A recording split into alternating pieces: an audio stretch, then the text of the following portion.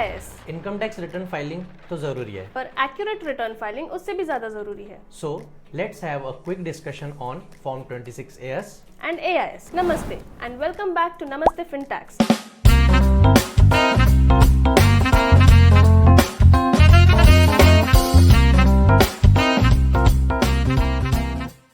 I'm Garima. and I am Ajay. So we are here to discuss something very important which every taxpayer should know before filing their income tax return, that is Form 26AS and newer AIS, that is Annual Information Statement. So Garima, what is Form 26AS? So Form 26AS is your basic tax passbook. It contains your tax deducted at source, it contains tax collected at source, then आपके जो भी advance tax और self assessment tax है वो, refunds जो government issue करते हैं वो, और high value transactions. Exactly.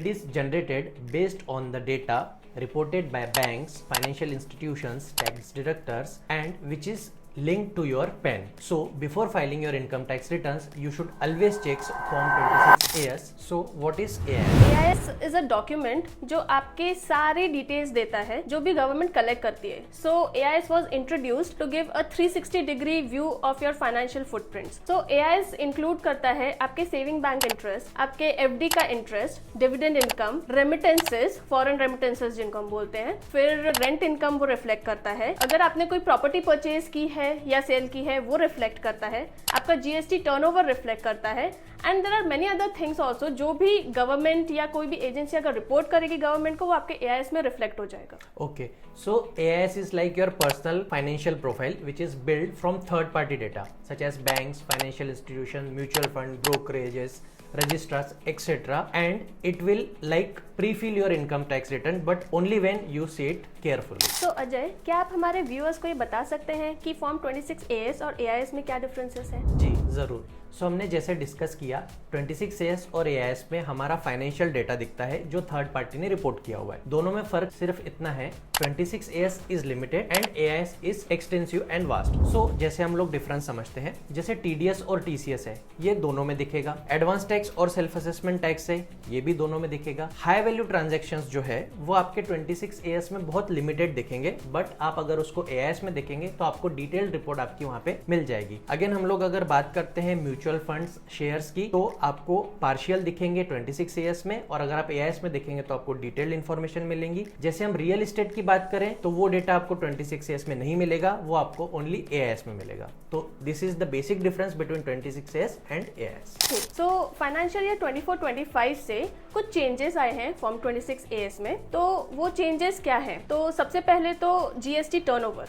GST turnover पहले सिर्फ AIS में दिखाया जाता था और अब वो फॉर्म 26AS में भी आ गया है। अब जो रिफंड्स आते हैं, गवर्नमेंट जो ITR पे रिफंड्स देते हैं वो रिफंड्स भी अब 26AS में रिफ्लेक्ट होंगे। एंड जो नोटिसेस हैं, सपोज कीजिए इनकम टैक्स डिपार्टमेंट ने आपको कुछ नोटिसेस इशू किए हैं, वो नोटिसेस की इन्फॉर्मेशन भी आपके 26AS में रिफ्लेक्ट होगी। पहले ये सब 26AS में नहीं था। These are the changes.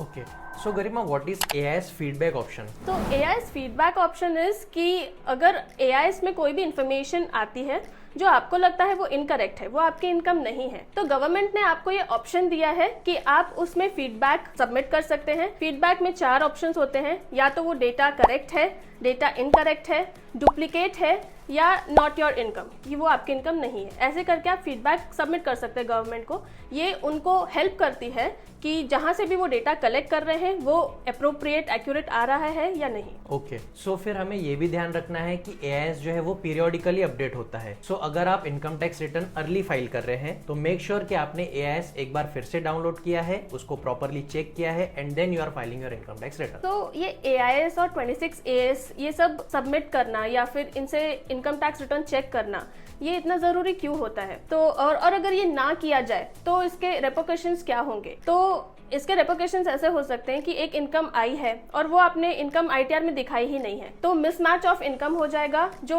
Notices attract करेगा। या फिर ऐसा कुछ होगा कि TDS क्लेम कर लिया है आपने पर वो TDS एग्जिस्ट ही नहीं करता, तो इसके चलते गवर्नमेंट आपके रिफंड्स को और डिले करेगी। So it's like filing return with half of the information and expecting no questions from your department. So जब भी आप इनकम टैक्स रिटर्न फाइल करें आप मेक श्योर करें आपने 26AS और AIS प्रॉपरली डाउनलोड किया है, लाइन बाय लाइन आपने सारे आइटम्स को क्रॉस चेक किया है एंड देन आप आपका रिटर्न फाइल करते हैं। Garima, can you tell our viewers कि हम लोग 26AS और AIS कहाँ से देख सकते हैं?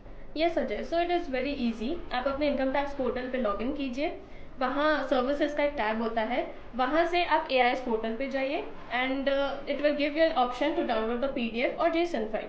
Okay And AIS is a mobile friendly document, so you can check it on the web. So Ajay, क्या आप एक एग्जांपल देकर हमें बता सकते हैं कि अगर AIS का मिसमैच आ गया या हमने चेक नहीं किया कि इसके क्या ये हो सकते हैं रिपरकशंस? जी, तो हम लोग एक छोटा एग्जांपल लेते हैं। सपोज आपको 45,000 रुपीज़ का इंटरेस्ट मिला है फिक्स डिपॉजिट से, तो बैंक ये इनकम आपका रिपोर्ट कर देगा। और अगर आपने ये रिपोर्ट जो सबमिट हुआ है वो आपने इनकम में आपके शो नहीं किया है, आपने इंटरेस्ट इनकम शो नहीं किया आपके रिटर्न में, बट अब ये AIS के पास डेटा है कि आपको इंटरेस्ट इनकम रिसीव हुई है।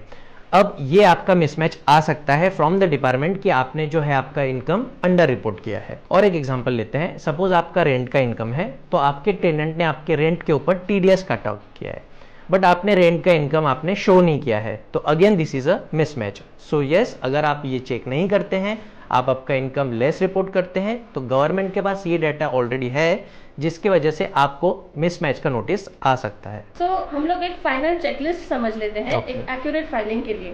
तो आपको सबसे पहले आपका डाउनलोड करना है फॉर्म 26AS एंड AIS, उसको मैच करना है आपके फॉर्म 16 से, बैंक स्टेटमेंट से, डिविडेंड इनकम स्लिप से और रेंटल इनकम से।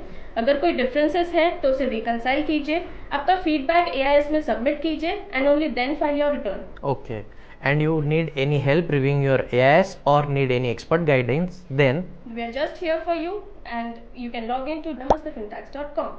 Namaste.